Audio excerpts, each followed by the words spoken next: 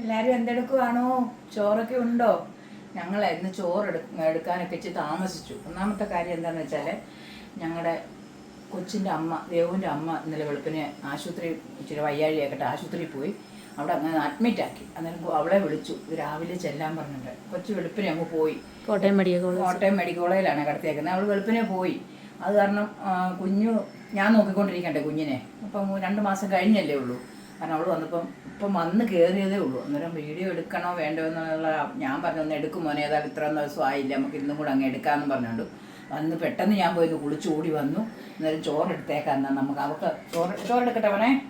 ഇച്ചിരി മതി എനിക്ക്. അവൾക്ക് സങ്കടമൊക്കെ അവിടെ അമ്മ ആശുപത്രിയില്ല. കാരണം അവൾക്ക് ഒരു ശകലം ചോറ് മതി എന്ന് പറഞ്ഞു. ആശുപത്രി വന്നായോണ്ടായിരിക്കും കുറച്ച് മതി എന്നാണ് പറയുന്നത് ചോറ്. അന്നേരം അവൾക്ക് ഇച്ചിരി ചോറെടുക്കുവാണേ. പിന്നെ ഇപ്പം അവൾ വന്ന് കയറിയ പുറകെ അനിയത്തിയും വന്നു. എടീ കൊച്ചേ ചോറെടുക്കട്ടെ എടീ. ഇന്ന് കറിയെല്ലാം കുറവാണ്. ദേവുവിൻ്റെ അമ്മ ആശുപത്രിയിൽ അന്ന് എന്നോട് പറഞ്ഞല്ലായിരുന്നോ?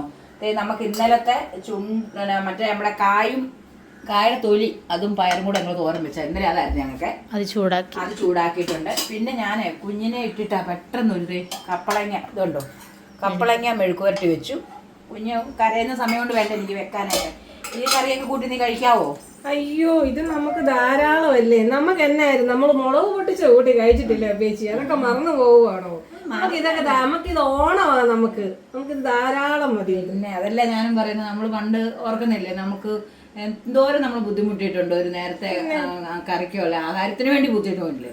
ഇപ്പൊ ഇത് നമുക്ക് നല്ല കാര്യമല്ലേ. പിന്നെ ഞാൻ പെട്ടെന്ന് 2 പച്ചമുളക് കീറി വറുത്തു ഉണ്ടോ, അത് ഞാൻ വറുത്തു.